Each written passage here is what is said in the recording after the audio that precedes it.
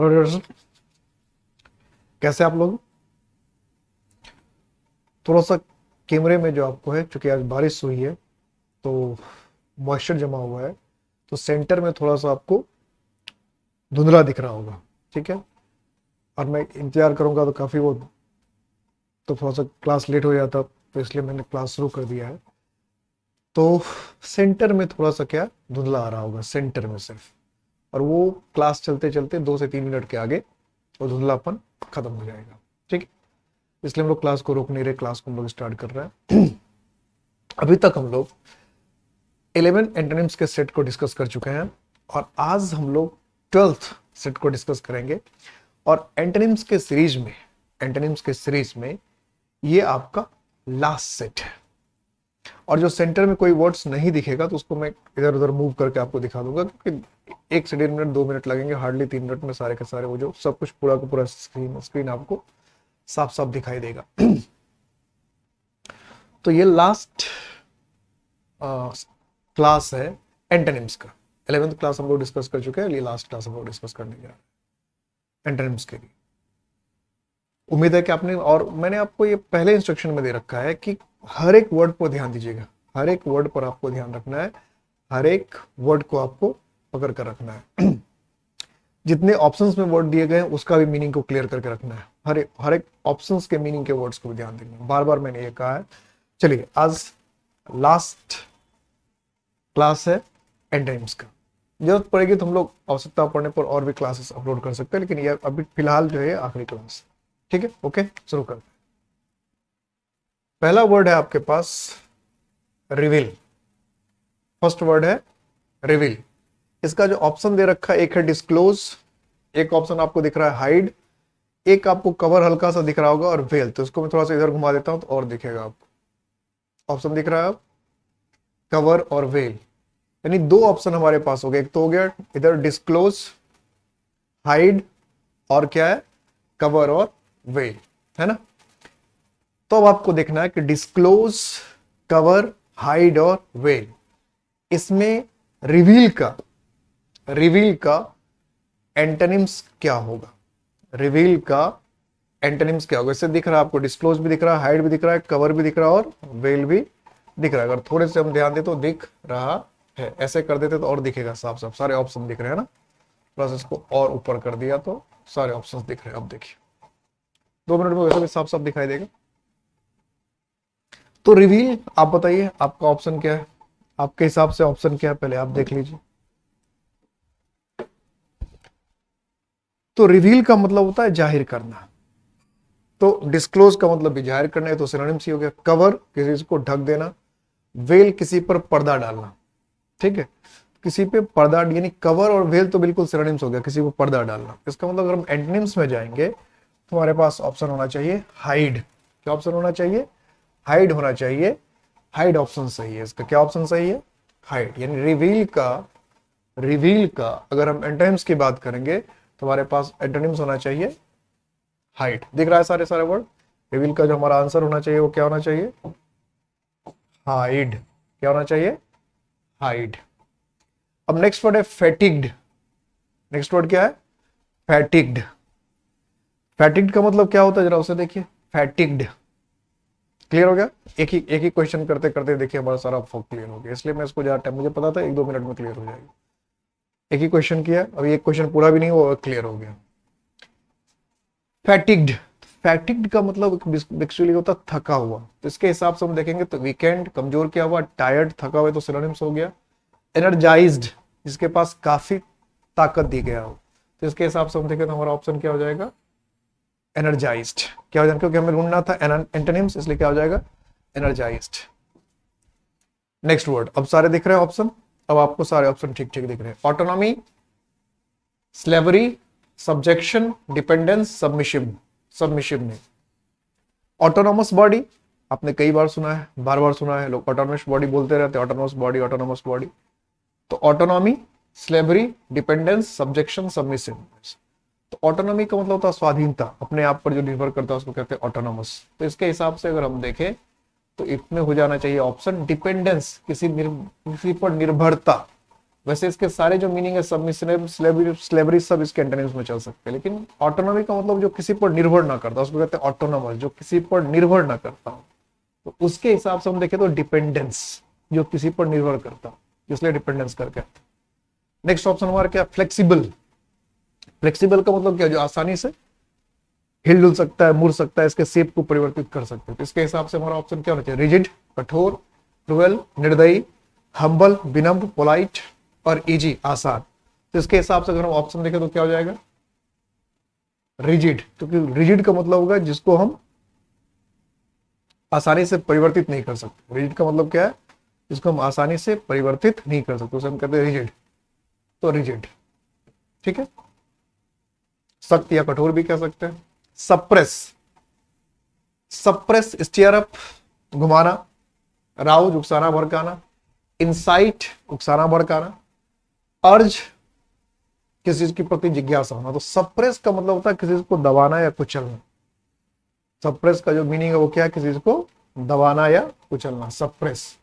तो इसके हिसाब से जो हमारा मीनिंग होगा सप्रेस का, क्या होगा, उकसाना या भड़काना किसी को। तो अब उकसाना भड़काना के लिए इंसाइट भी है, अराउज भी है। तो सप्रेस चूंकि दबाना कुचलना होता है, इंसाइट होता है बुरे काम के लिए, बुरे काम के लिए उकसाना, इसलिए हमारे पर राउज होना चाहिए। राउज हुआ भावनाओं को भड़काना, सप्रेस हुआ भावनाओं को कुचलना, और राउज हुआ भावनाओं को उकसाना या भड़काना। इसके हिसाब से हमारा ऑप्शन क्या होना चाहिए, बी। लूजन, ये तो आसान सा ऑप्शन है, लूजन, फास्टन, एक्सेलरेट, डिले और पेस्ट। एक्सेलरेट का मतलब क्या होता है, किसी चीज की गति को बढ़ाना। लूजन का मतलब होता है किसी चीज को ढीला करना। डिले का मतलब होता है देर करना। तो इसके हिसाब से हम चले तो क्या होना चाहिए, फास्टन। फास्टन का मतलब क्या है, तेज करना, गति बढ़ाना। नेक्स्ट, रिबेलियन, फॉरगिवनेस हो गया, माफी। रिट्रीब्यूशन मतलब होता है किसी को छोड़ना, माफ करना, वैसा ही सेंस होता है। सबमिशन, झुकाव या किसी चीज की तरफ झुकना, गुलामी जैसा भी होता है। डोमिनेशन मतलब होता है वर्चस्व। तो रिबेलियन हो गया विद्रोह। तो अगर विद्रोह करने के हिसाब से देखें तो इसका एंटोनिम्स क्या होना चाहिए, सबमिशन, झुकना, मान लेना, किसी के ऑर्डर, आज्ञा को मान लेना, झुक जाना, सबमिशन। इडियोसिंक्रेसी, क्या वर्ड है, इडियोसिंक्रेसी। इडियोसिंक्रेसी का मतलब होता है किसी का विशेष कैरेक्टरिस्टिक, खास या विशेष लक्षण। कभी कभी इसको उन्माद या पागलपन भी कहते हैं, झक्की, खास विशेष किसी का जो व्यवहार करने का तरीका होता है। तो इसके हिसाब से देखें तो इंसैनिटी भी कभी कभी इसके सिनोनिम्स में आता है, पागलपन, झक। सैनिटी मतलब दिमाग का ठीक ठाक होना। सिंगुलरिटी मतलब होता है विचित्र क्या खास। जेनरिटी मतलब होता है बिल्कुल सामान्य। तो इसके हिसाब से अगर हम देखें तो इडियोसिंक्रेसी हो गया मतलब एक अजीब तरह का किसी का पिक्युलर व्यवहार, कैरेक्टरिस्टिक। तो उसके हिसाब से हम देखें तो जेनरिटी, सामान्यता, ये अजीब या विचित्र हो गया। टेंडेंस हो गया बिल्कुल सामान्य, किसी का सामान्य तरह से व्यवहार करना, जनरलिटी। सैंग्विन, सैंग्विन का मतलब होता है जोश से भरा, उत्साह से भरा हो। कई बार हमने इसका किया। डिफिडेंट, डिफिडेंट का मतलब इसमें आप विश्वास की कमी है। सिनिकल, दूसरे की बुराई ढूंढने वाला। मोरोज, सुस्त, आलसी, ऐसा निकम्मा सा, मरा हुआ सा। होपलेस, आशाहीन। तो सैंग्विन का मतलब उम्मीद और जोश से भरा हुआ। तो इसके हिसाब से देखें तो क्या हो जाएगा एंटोनिम्स में, होपलेस। सोब्राइटी, सोब्राइटी का मतलब होता है बिल्कुल गंभीर, एकदम जो बहुत गंभीर हो, या जो नशे में ना हो, जो नशे में ना हो। तो इसके हिसाब से देखिए मॉडरेशन, मतलब जो मॉडरेट हो, ना ज्यादा सख्त हो, ना ज्यादा क्या हो, मुलायम हो, ना मतलब जो कठोर भी ना हो, सरल भी ना हो। ड्रंकननेस, जो नशे में हो। स्टुपिडिटी मतलब बेवकूफी। तो हम इसके हिसाब से अगर देखें तो सोब्राइटी मतलब होता है जो नशे की हालत में ना हो, जो नशे की हालत में ना हो। तो फिर इसके हिसाब से देखें तो जो नशे में हो, ड्रंकननेस। डिजीनेस का मतलब होता है जिसको चक्कर में हो, जो उसका दिमाग घूम रहा हो। तो सोब्राइटी के दो मतलब है। एक तो सोब्राइटी का मतलब होता है गंभीरता, सीरियसनेस, जो किसी बात को लेकर किसी चीज को चिंतित हो, गंभीर हो। और बेवकूफी तो आपको पता ही है। एक्सटिंक्ट, एक्सटिंक्ट ये कई बार ये वर्ड यूज होता है। तो रिसेंट का मतलब हो गया हाल फिलहाल का, जो अभी अभी का, उसको रिसेंट कहते हैं। डिस्टिंक्ट, जो अलग हो, डिफरेंट हो। अलाइव, जो सजीव हो। एंसेंट, जो प्राचीन हो। तो एक्सटिंक्ट का मतलब जो एकदम मिटने वाला हो, खत्म हो, समाप्त होने वाला। तो इसके हिसाब से हम क्या देखें, एक्सटिंक्ट जो खत्म होने वाला हो, समाप्त होने वाला हो, मतलब मरने के कगार पे हो। तो इसके हिसाब से हम देखें तो क्या होगा, अलाइव, जो अभी भी जिंदा हो, जीवित हो, चल रहा हो। फिएंडिश, ये वर्ड जो है काफी प्रॉब्लम करता है। डियाबलिकल मतलब वो था जो अपने आप में एक दूसरे का विरोधाभासी हो, डेविलिश शैतान जैसा, एंजेलिक देवदूत जैसा, फ्रेंडली दोस्ताना। तो फिएंडिस जो है वो जनरली माना जाता है शैतान जैसा, फिएंड शैतान, दुष्ट के जैसा। इसके हिसाब से देखें तो इसका एंजेलिक होना चाहिए, देवदूत जैसा। लेकिन कुछ लोग इसका सिनोनिम्स फ्रेंडली भी बताते हैं कि फ्रेंडली मतलब दोस्ताना, एक दूसरे से अच्छे से प्यार से व्यवहार करने वाला क्या कहलाता है, फ्रेंडली। कुछ बुक में इसको फ्रेंडली देता है, मेरे हिसाब से इसका एंजेलिक होना चाहिए, क्योंकि फ्रेंडिक मतलब होता है शैतान जैसा, दुष्ट जैसा। तो जो दुष्ट या शैतान जैसा, तो फिर उसका ऑपोजिट क्या होना चाहिए, देवदूत जैसा। सब्सिक्वेंट, इवेंचुअल लास्ट में, अंत में, सक्सीडिंग बाद वाला, प्रायर पहले वाला, कॉम्परेटिव तुलनात्मक। तो आपने कई बार सुना होगा सब्सिक्वेंटली। तो सब्सिक्वेंट का मतलब होता है किसी के आखिर में, किसी के बाद आने वाला। सब्सिक्वेंट का मतलब क्या है, आखिर, किसी के बाद आने वाला, उसको कहते हैं सब्सिक्वेंट। तो इसके हिसाब से देखें तो क्या हो जाएगा, प्रायर पहले आने वाला। ऑर्थोडॉक्स, ऑर्थोडॉक्स, ऑर्थोडॉक्स का मतलब होता है रूढ़िवादी, कट्टरपंथी, रूढ़िवादी, कट्टरपंथी। तो रिवॉल्यूशनरी मतलब क्या हो गया, क्रांतिकारी। हेरेटिकल मतलब ये भी थोड़ा सा होता है जो परंपराओं वगैरह से तो जुड़ा हुआ। एनार्किस्ट, अराजकता पैदा करने वाला। जेनरस, बड़ा उदार। तो ऑर्थोडॉक्स अगर होता है परंपरावादी, प्राचीनवाद, तो क्रांतिकारी, जो हमेशा नई नई चीजें चाहता है, उसको क्या कहते हैं, रिवॉल्यूशनरी। तो ऑप्शन क्या हो जाएगा, ये। ऑर्थोडॉक्स हो गया क्रांतिकारी, जो पुरानी। ऑर्थोडॉक्स हो गया परंपरावादी, जिसको परंपराओं में ज्यादा यकीन है, जो परंपराओं को ज्यादा मानता है। रूढ़िवादी, तो उसका ऑपोजिट क्या होना, रिवॉल्यूशनरी, क्रांतिकारी। स्टेशनरी, स्टैंडिंग, खड़े रहने वाला, मूविंग, चलता हुआ। स्पीडी, तेज, फास्ट, तेज। तो स्टेशनरी, ये वर्ड तो बहुत आसान है। स्टेशनरी बिल्कुल स्थिर रहने वाला, रुका रहने वाला। तो इसके हिसाब से क्या हो जाएगा, मूविंग, चलता रहने वाला, जो चल रहा हो, मूव कर रहा हो। फिक्सस, फिक्सस का मतलब है काल्पनिक। फिक्सस का मतलब क्या है, काल्पनिक। रियल क्या हो गया, वास्तविक। एम्बिशस, महत्वाकांक्षी। अनबिलीवेबल, जिसमें हम यकीन नहीं कर सकते, भरोसा नहीं कर सकते। इमेजनरी, काल्पनिक, इमेजनरी, काल्पनिक। तो फिक्सस, फिक्सस मतलब क्या है, काल्पनिक। तो इसका मतलब ये तो सिनोनिम्स ही हो गया। तो फिर इसका क्या हो जाएगा, ए, रियल, वास्तविक, यही तो होगा, रियल या, क्योंकि फिक्सस हो गया काल्पनिक, जिसको हम सिर्फ कल्पना कर दिया, हमारा फिक्शन है, तो वास्तविक हो गया। एक्विटेड, ये वर्ड हम लोग पहले भी कर करके। जेल्ड मतलब इसको जेल भेजना आपने दिया। एक्सऑनरेटेड, बाइज्जत, बरी कर देना, बाइज्जत, बरी कर देना। कन्विक्टेड, जिसको आपने क्या किया, आरोप लगाया। एक्यूज्ड, एक्यूज का मतलब भी है जिसको आपने आरोप लगाया। तो एक्विटेड का मतलब हो गया बाइज्जत, बरी करना। तो एक्सऑनरेटेड का मतलब भी हो गया बाइज्जत, बरी करने, तो सिनोनिम्स ही हो गया। तो जिस पर आरोप लगाना, इसके हिसाब से हम देखें, आरोप लगाना, जिस पर सजा हो गया, तय हो गया। एक्यूज हो गया, जिस पर आरोप लगा, जिस पर आरोप लगा। और कन्विक्टेड का मतलब जिसको सजा आपने दे दिया, तो इसके हिसाब से हो गया कन्विक्टेड। अपोजिट ढूंढना था ना, एक्विटेड का मतलब बाइज्जत, बरी, और कन्विक्टेड का मतलब जिसको सजा मिल चुकी है। और एक्यूज का मतलब होता है जिस पर सिर्फ आरोप लगा है, ये ध्यान रखना है। एक्सहॉस्टिव, एक्सहॉस्टिव के दो मतलब होते हैं, या तो बहुत व्यापक, बहुत फैला हुआ, बहुत विस्तृत,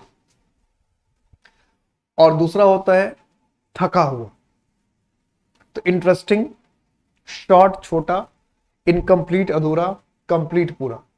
तो एग्जॉस्टिव का मतलब अगर हम मीनिंग किसी चीज का सब कुछ जिसका निचोड़ लिया गया है, सब कुछ जिससे बाहर कर लिया गया, एकदम थका हारा सा, फीका सा, सुस्त सा, जिसका सब कुछ अंदर से निचोड़ लिया गया, तो एग्जॉस्टिव हो सकता है। तो उसके हिसाब से हम देखें तो क्या हो जाएगा, इंटरेस्टिंग, कि मजेदार। ठीक है। बैरन, ये वर्ड तो काफी क्या है, आसान सा है। बैरन का मतलब क्या, अनुपजाऊ, जहां से कुछ पैदा नहीं हो सकता। फ्रिजिड, बिल्कुल ठंडा। फर्टाइल, उपजाऊ। फैलो भी क्या है आपका, बैरन जैसा है। फेरस, जो लोहे से संबंधित होता है। तो बैरन हो गया अनुपजाऊ, जहां से कुछ पैदा नहीं कर सकते। ठीक है। बंजर जिसको कहते हैं, तो उसका ऑपोजिट क्या हो जाएगा, फर्टाइल, जहां से कुछ पैदा कर सकते, उपजाऊ। हॉस्टाइल, होस्ट, होस्ट होता है किसी चीज का मेहमानी करने वाला। प्राउड, गर्वीला। सिस्टमैटिक, जो सिस्टम के हिसाब से चल रहा हो। सिंपथेटिक, जिसमें सहानुभूति भरा हुआ। तो हॉस्टाइल का मतलब हो जाता है किसी चीज के खिलाफ। हॉस्टाइल का मतलब क्या है? किसी चीज के खिलाफ, किसी चीज के अगेंस्ट। तो इसके हिसाब से हम देखें तो होस्ट तो होना नहीं है। होस्ट तो क्या हो? किसी को बुलाने वाला। हॉस्टाइल होस्ट मैच के सिंपैथेटिक, जो किसी के लिए क्या हो? सहानुभूति से बड़ा हो, सिंपैथेटिक हो। माने हॉस्टाइल हो गया खिलाफ, विरुद्ध, तो अपोजिट क्या हो जाएगा? सिंपैथेटिक, किसी जो किसी के साथ सहानुभूति रखता। ठीक है, नेक्स्ट वर्ड की तरफ चले। पैरिल, क्या वर्ड है? पैरिल। फैटल, जानलेवा। मॉर्टल, मरणशील। अनसर्टेनिटी, अनिश्चितता। सेफ्टी, सुरक्षा। तो पैरिल का मतलब क्या है? खतरा। मॉर्टल हुआ, मरणशील। अनसर्टेनिटी, अनिश्चितता। तो फैटल चूंकि खतरा है, जानलेवा है, खतरनाक है, तो फिर क्या होना चाहिए इसका अपोजिट? सेफ्टी, सुरक्षा। लिबरेशन, नेक्स्ट वर्ड क्या है? लिबरेशन। लिबरेशन, लिबरेशन का मतलब क्या? मुक्ति, आजादी। तो इसके हिसाब से देखते मूवमेंट, चाल, बॉन्डेज, गुलामी, सर्विस, सेवा, अनरेस्ट, विद्रोह। तो लिबरेशन हो गया मुक्ति, आजादी। तो इसके हिसाब से अगर हम चले तो क्या होगा? B, bondage. बॉन्डेज का मतलब क्या हो गया? गुलामी। बॉन्डेज, गुलामी। क्रूएल, इसमें आज आज वर्ड्स ज्यादा जल्दी जल्दी इसलिए हो जा रहा है कि देख रहे हैं कि मैंने सबको पहले से क्या किया, क्योंकि थोड़ा सा मॉइस्चर आया हुआ था कैमरे में, तो मैंने सारे वर्ड को क्या किया था? पहले से ही जूम कर दिया था। तो इसलिए अब जूम करने का, हर वर्ड में जो हम लोग पहले जूम करते थे हर क्लास में, तो जो 10-15 सेकंड हर क्वेश्चन पे एक्स्ट्रा लग जाता था, वो आपको क्या बच रहा है? हर क्वेश्चन पे 10 सेकंड। इसलिए ये आज की क्लास थोड़ा जल्दी खत्म हो जाएगी, है ना, कि जूम करने का टाइम हमारा क्या है? बच जा रहा है। सीधा क्वेश्चन आने तो पहले जूम करना पड़ता था, 10-7-8 सेकंड तो मिनिमम लग जाता था। क्रूअल, तो क्रूअल ये तो आसान सा वर्ड है ना, ये आसान सा वर्ड है क्रूअल। क्रूअल का मतलब क्या होता है? दुष्ट। तो रिच, अमीर, पुअर, गरीब, विक्ट, दुष्ट। तो अपोजिट क्या होगा? काइंड, क्योंकि विक्ट का मतलब तो दुष्ट ही होता है, तो अपोजिट ढूंढना था तो काइंड हो जाएगा। पेसिमिस्ट, ये वर्ड भी बहुत ही इंपॉर्टेंट है, तो कई बार हम लोग पहले भी बना चुके हैं, आपको पहले से भी पता होगा। थिस्ट, थिस्ट होता है आस्तिक, जिसको ईश्वर में भरोसा हो। वोकलिस्ट, जो फ्लूट वगैरह बजाता है वो। बिलीवर, भगवान में जिसको यकीन हो। ऑप्टिमिस्ट, आशावादी। तो पेसिमिस्ट का होता है निराशावादी। थिस्ट का मतलब होता है जिसको भगवान में यकीन हो। तो निराशावादी का अपोजिट क्या होगा? पेसिमिस्ट होगा निराशावादी, तो आशावादी। और आशावादी का क्या होता है? ऑप्टिमिस्ट। तो क्या हो जाना है? Be, optimist. इंडोलेंट,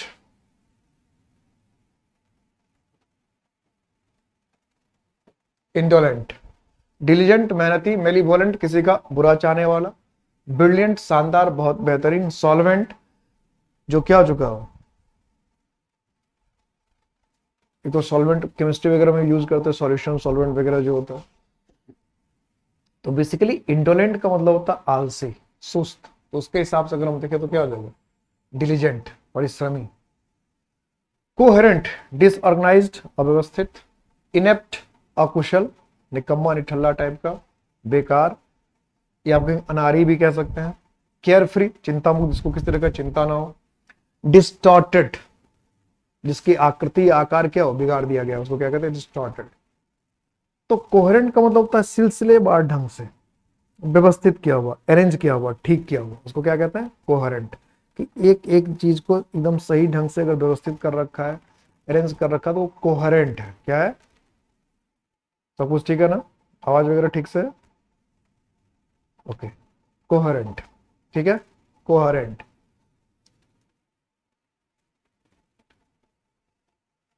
तो इसके हिसाब से अगर हम देखें तो इसका क्या होगा? डिसऑर्गेनाइज्ड, अव्यवस्थित, अस्त व्यस्त। जो कोहेरेंट हो गया सिलसिलेवार, ठीक ढंग से अरेंज किया हुआ। तो डिसऑर्गेनाइज्ड हो गया अव्यवस्थित, इधर उधर टूटा फूटा भटका हुआ, जो भी कह। ब्रूटल, ह्यूमन का मतलब होता है दयालु। फियरलेस का मतलब, इसमें देखिए ई लगा है, जब सिर्फ ह्यूमन HUMAN लिखते हैं, ये HUMAN ह्यूमन, तो इसका मतलब होता है मानव। लेकिन जब इसमें ई लगा देते हैं तो उसका मीनिंग बदल जाता है। ह्यूमन का मतलब हो जाता है दयालु। ध्यान रखना, ये बहुत अजीब सा वर्ड है। क्रिमिनल, अपराधी, फियरलेस, नीडर और एडामंट। एडामंट वर्ड तो बहुत इंपॉर्टेंट है, इसको ऐसे भी सिनोनिम्स में और वन वर्ड ऑप्शन के लिए याद रखना चाहिए। एडामंट का होता है जिद्दी। क्या मीनिंग होता है? जिद्दी। एडामंट, एडामंट का मीनिंग क्या है? जिद्दी। जो एक बार जो अपने बात को तय कर ले तो अपनी बात से बदले नहीं। जिद पे अड़ कहते अड़ गया, जिद पे अड़ा हुआ है। तो हठी या जिद्दी को हम लोग कहते हैं एडामंट, है ना। तो ब्रूटल का मतलब था पाशविक, पशु से जड़। तो इसके हिसाब से हम फिर देखें तो क्या यही ऑप्शन हो जाएगा, ह्यूमन, दयालु। बारबेरस, इंप्रूव्ड, सुधारा हुआ, सिविलाइज्ड, सभ्य। कॉर्डियल, प्यारा दुलार, इसके साथ अच्छे संबंध आपको। मॉडिफाइड, मतलब जो ठीक किया हुआ, दुरुस्त किया हुआ, करेक्ट किया हुआ। अब इसके हिसाब से अगर हम ऑप्शन देखें, इसके हिसाब से हम ऑप्शन देखें तो बारबेरस का जो बेसिक मतलब होता है, बारबेरस का मतलब होता है असभ्य, मतलब जो बहुत ज्यादा विकसित ना हुआ, जो विकसित नहीं हुआ, इसमें कल्चर डेवलप नहीं हुआ, उसको कहते हैं बारबेरस, जंगली, गवार या अविकसित। ठीक है, तो इसके हिसाब से देखें तो क्या हो जाएगा, सिविलाइज्ड। क्या हो जाएगा? सिविलाइज्ड, सभ्य। माइजरी, माइजरी क्या होता है? दुख या कष्ट, बड़ा आसान सा वर्ड है। ग्लैड, खुशी, प्लीजेंट, भी आनंददायक, एंजॉय, आनंद लेना, वर्ब। ब्लिस, परमानंद। तो माइजरी अगर दुख है, माइजरी, तो फिर इसका ऑपोजिट ब्लिस होगा, परमानंद। दुख का ऑपोजिट क्या होगा? परमानंद। तो ब्लिस होना चाहिए। तो ग्लैड का मतलब होता है खुश, माइजरी का मतलब होता है दुख, और ग्लैड का मतलब होता है खुशी, मतलब जो इंसान खुश हो। तो अलग अलग बात, दुखी का ऑपोजिट क्या हो सकता है? खुश हो सकता है। लेकिन या तो सिर्फ माइजरी का मतलब दुख है, दुख का, दुखी का अलग होता है और दुख का अलग होता है। दुखी अलग है, दुख अलग है ना। दुखी, मैं दुखी हूं अलग है, मैं दुख हूं ऐसा तो नहीं कह सकता। दुख अलग चीज है, दुखी अलग। क्योंकि माइजरी का मतलब दुख होता है, इसलिए अपोजिट क्या होगा इसका? ब्लिस, परमानंद। यूनानिमिटी, एक मत, सर्वसहमति। एमिटी, आपसी सामंजस्य या अच्छा रिलेशन, प्यार दुलार। एनिमिटी, दुश्मनी। डिसएग्रीमेंट, असहमति। डिससेटिस्फेक्शन, असंतोष। तो यूनानिमिटी का मतलब क्या होता है? एक मतता, सर्व का एक, सबका एक मत हो, सर्व एक मत हो, तो उसको कहते हैं यूनानिमिटी। तो इसके हिसाब से हम देखें तो क्या हो जाएगा? डिसएग्रीमेंट, असहमति, सबके मत, सबके विचार अगर भाव अलग अलग हो तो उसको क्या कहते हैं? डिसएग्रीमेंट कहते हैं।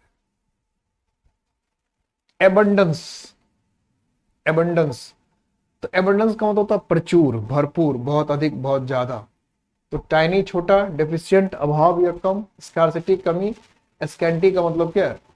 थोड़े बहुत, अल्प मात्रा। इसके हिसाब से हम देखें तो एबंडेंस का अपोजिट क्या होगा? डिफिशिएंट। ठीक है, डेफिशिएंट। एबंडेंस का मतलब हो गया प्रचुर, प्रचुर। इसमें वैसे स्कार्सिटी भी क्या है? इससे ज्यादा बेहतर है स्कार्सिटी, क्योंकि ये एडजेक्टिव हो गया, ये नाउन है। तो वैसे मीनिंग ये, अगर डेफिशिएंसी होता तो क्या होता? यही होता। लेकिन ये एडजेक्टिव हो गया और ये नाउन है, एबंडेंस। तो इसके नाउन के हिसाब से देखो तो फिर क्या है? स्कार्सिटी नाउन है। स्कैंटी फिर एडजेक्टिव है। तो स्कैंटी, टाइनी और डेफिशिएंट ये तीनों एडजेक्टिव है, जबकि दिया हुआ वर्ड नाउन है, एबंडेंस प्रचुरता, इसलिए हम उसको स्कार्सिटी करते हैं, जो स्कार्सिटी नाउन है, इसलिए स्कार्सिटी करना चाहिए। ठीक है, तो ये एबंडेंट होता तो ये डेफिशिएंट होता। वाइस, वाइस का मतलब क्या होता है? बुराई, किसी चीज की कमी, किसी में कोई में जो दुष्चरित्र, बुरा, लोभ, लालच, इस तरह का। फेम, प्रसिद्धि। वर्च्यू, गुण। फॉर्चून, किस्मत। फॉर्चून का एक मतलब पैसा भी होता है, ये भी ध्यान रखिएगा। अब फेट मतलब किस्मत। तो वाइस का मतलब चूंकि बुराई होता है, लोभ लालच होता है, इसलिए क्या हो जाएगा? वर्च्यू।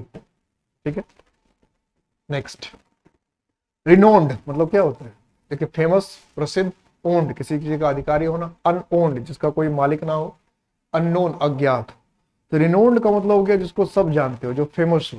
तो इसके हिसाब से क्या हो जाएगा? अननोन, जिसको कोई जानता ही ना हो, है ना। नेक्स्ट वर्ड है प्रभोक। नेक्स्ट वर्ड क्या है? प्रभोक। प्रभोक का मतलब क्या होता है? उकसाना या भड़काना। प्रभोक का मतलब क्या है? उकसाना या भड़काना। तो सूद, शांत करना, ठंडा करना। इनसाइट, उकसाना या भड़काना, तो सिनोनिम्स हो गया। इंटाइस, ललचाना, लुभाना, ये अलग मीनिंग हुआ। स्मूदन, किसी को चिकना करना, ठीक करना। तो प्रभोक का उल्टा क्या हो जाना? सूद, किसी को ठंडा करना, आरामदायक बनाना, चिकना बनाना, उकसाना, भड़काना या राहत पहुंचाना किसी को।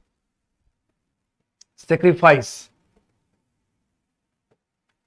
मतलब त्याग। एसिमुलेट, इकट्ठा करना। एबंडन, त्यागना या छोड़ना। एक्वायर, प्राप्त करना। एब्जॉर्ब, किसी चीज में खो जाना। तो सेक्रीफाइस, ठीक है, सेक्रीफाइस का मतलब क्या है? त्याग करना। सेक्रीफाइस का मतलब त्याग करना। तो एसिमिलेट इकट्ठा करना, अबेंडन छोड़ना है, एब्जॉर्ब मतलब शोषण करना, एक्वायर हो जाएगा प्राप्त करना। सेक्रीफाइस है त्यागना है, छोड़ना, एक्वायर हो जाएगा प्राप्त करना। थोरोली, थोरोली का मतलब होता है पूरी तरह से, तो सुपरफिशियली सतही रूप से, फ्रीली मुक्त होकर, केयरफुली सावधानी से, केयरलेसली निर्दयता पूर्वक, दुष्टता पूर्वक। तो कि थोरोली का मतलब होता है पूरी तरह से, किसी चीज के गहराई में जाकर। अगर हम ऑपोजिट में जाए तो सुपरफिशियली मतलब क्या? सतही तौर पे, ऊपर ऊपर, हल्के में। सुपरफिशियली हो गया हल्के में, ऊपर ऊपर, और थोरोली का मतलब किसी चीज की एकदम गहराई में जाकर। ग्रेजुअल, धीरे धीरे। अनस्क्रपलस मतलब क्या होता है? स्क्रपलस का मतलब होता है बेईमान, अनस्क्रपलस का मतलब होता है जो एकदम ईमानदार हो, अच्छा हो। डायनामिक, गतिशील। रैपिड, तेज, तो ये दोनों सिनोनिम्स ही हो गए। इंथुसियास्टिक, उत्साह से भरा हुआ। तो ग्रेजुअल का मतलब होता है धीरे धीरे, तो क्या हो जाएगा? रैपिड, तेज। रिटेन, किसी चीज को बनाए रखना, अपने पास रखना, तो रिमेंबर, याद करना। रिलीज, छोड़ना। इंगेज, व्यवस्थित करना। अनफोल्ड, फहराना।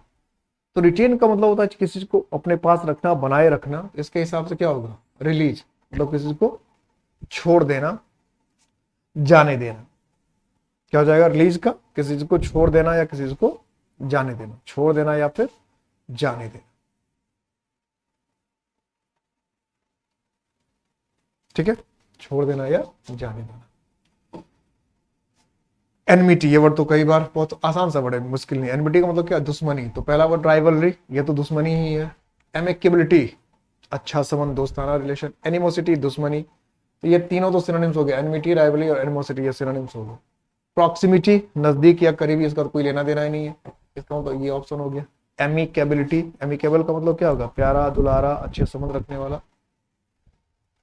डिलीजेंट, मेहनती, मेहनत करने वाला। इनकॉम्पिटेंट, अयोग्य। लेजी, आलसी। एक्स्ट्रावेगेंट, फिजूल खर्च। फ्रूगल मतलब कंजूस। तो क्या दे रखा है? डिलीजेंट। डिलीजेंट का मतलब मैंने क्या अभी भी थोड़ी देर पहले भी वर्ड आ रखा। तो डिलीजेंट का मतलब मेहनती, परिश्रमी। तो इसके हिसाब से हम देखें तो क्या हो जाएगा? लेजी, आलसी या सुस्त। हेजी, हेजी का मतलब क्या? धुंधला, अंधार, अंधकार में से वैसा। तो प्लेन का मतलब सीधा सीधा। लाइट, हल्का। क्लियर, स्पष्ट। डल, सुस्त या फीका कह सकते। तो हेजी का मतलब चूंकि अंधकार से घिरा हुआ, अंधकार में, या जो स्पष्ट ना हो, जो साफ ना हो, उसको कहते हैं हेजी। धुंध जैसा, धुंधला है, इस तरह का। तो इसके अपोजिट में फिर क्या हो जाएगा?